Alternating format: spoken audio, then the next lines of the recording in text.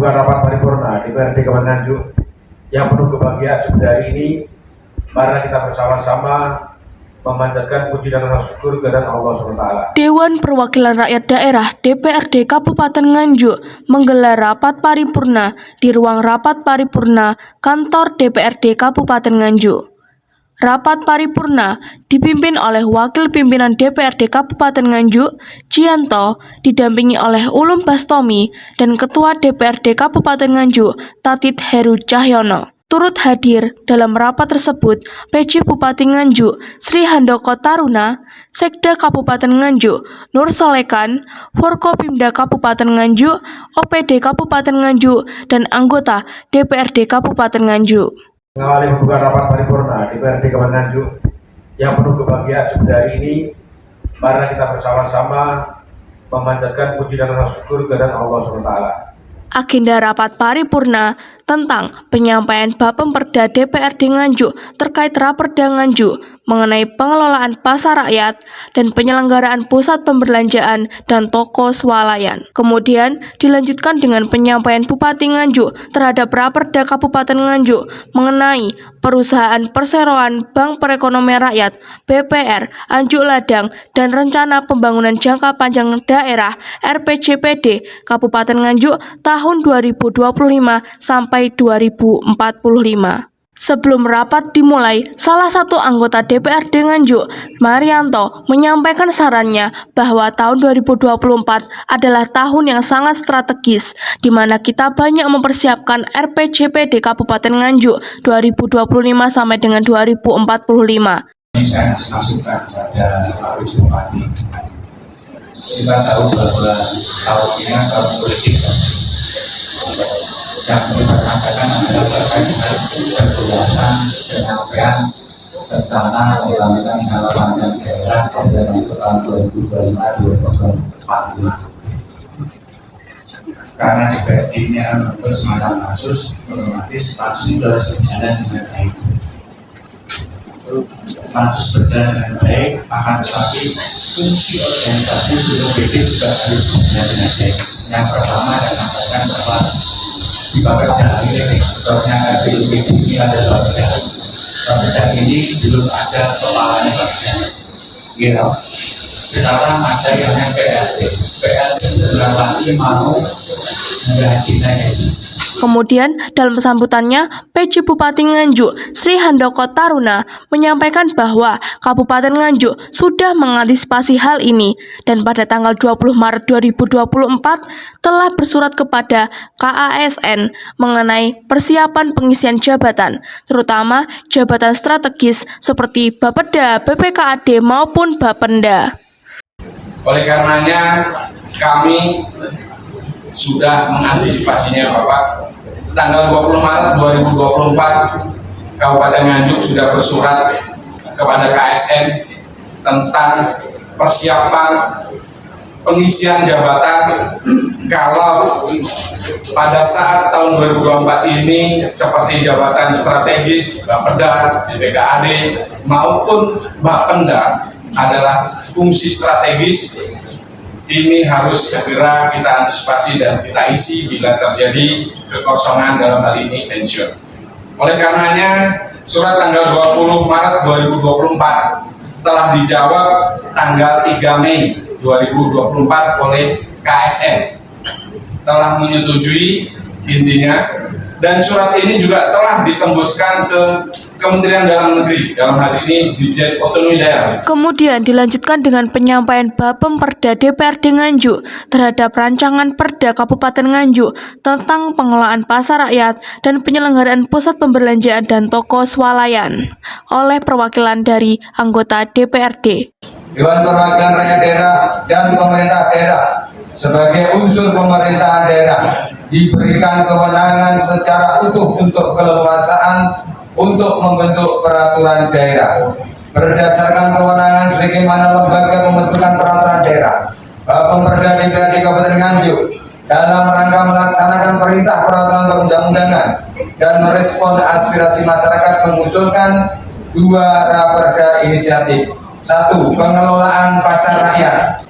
2. Penyelenggaraan pusat perbelanjaan dan toko swalayan. Selanjutnya, dalam rapat paripurna tersebut, PJ Bupati Nganjuk Sri Handoko Taruna menjelaskan bahwa Raperda tentang perusahaan perseroan BPR Anjuk Ladang ini perlu dilakukan revisi karena menyesuaikan dengan peraturan perundang-undangan yang berlaku. Dengan berlakunya Undang-Undang Nomor 4 Tahun 2023 tentang pengembangan dan penguatan sektor keuangan dalam ketentuan pasal 314 huruf C, perlu dilakukan penyesuaian terhadap nomenklatur Bank Perkreditan Rakyat menjadi Bank Perekonomian Rakyat Indonesia.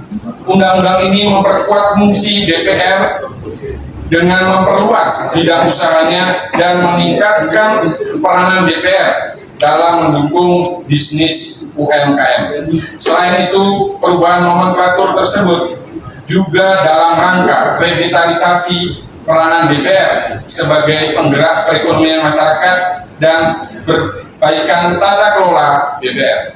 Sehingga terhadap peraturan daerah Kabupaten Nganjuk nomor 7 tahun 2010 tentang pendirian perseroan terbatas Bank Perkreditan Rakyat Nganjuk Ladang perlu dilakukan penyesuaian. 2. Raperda tentang rencana pembangunan jangka panjang daerah Kabupaten Nganjuk tahun 2025-2045. Perencanaan pembangunan jangka panjang daerah diperlukan sebagai arah dan prioritas pembangunan secara menyeluruh yang akan dilakukan secara bertahap dan berkesinambungan untuk mewujudkan masyarakat Kabupaten Nganjuk yang adil dan makmur sebagaimana diamanatkan oleh Undang-Undang Dasar Negara Republik Indonesia tahun 1945. Selanjutnya, penyerahan Raperda yang dilakukan oleh Ketua DPRD Nganjuk kepada PJ Bupati Nganjuk. Bahan Ketua, mohon izin Pak Sek.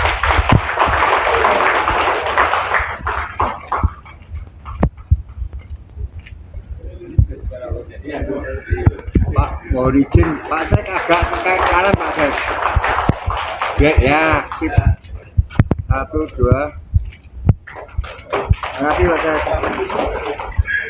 Saat diwawancarai di lokasi, PJ Bupati Nganjuk Sri Handoko Taruna mengatakan bahwa revisi Perda BPR ini perlu dilakukan karena sesuai dengan amanat Undang-Undang Nomor 4 Tahun 2023 yang menuntut perubahan nomenklatur dari perkreditan menjadi perekonomian.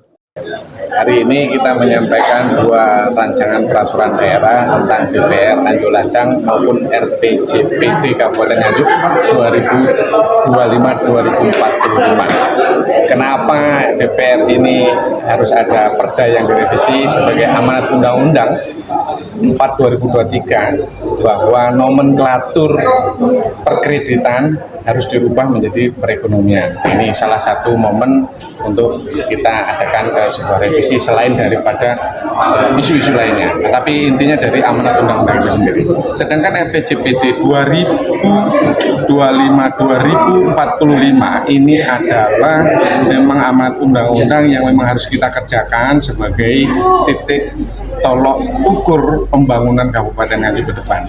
Oleh karenanya, betul yang disampaikan harus kita fokus membahasnya, harus kita melihat langkah-langkah strategis 20 tahun ke depan untuk kemajuan Kabupaten Nganjuk. Sementara itu, saat ditemui di lokasi, Ketua DPRD Kabupaten Nganjuk, Tatit Heru Cahyono, mengatakan bahwa agenda hari ini adalah penyerahan Raperda, baik dari inisiatif DPRD maupun dari eksekutif, dengan jumlah 2 dari inisiatif DPRD dan 2 dari eksekutif.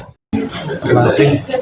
Tadi sudah sama-sama kita dengarkan bersama bahwa agenda hari ini penyerahan Raperda baik dari inisiatif maupun dari eksekutif, 2 dari inisiatif DPRD dan 2 dari eksekutif.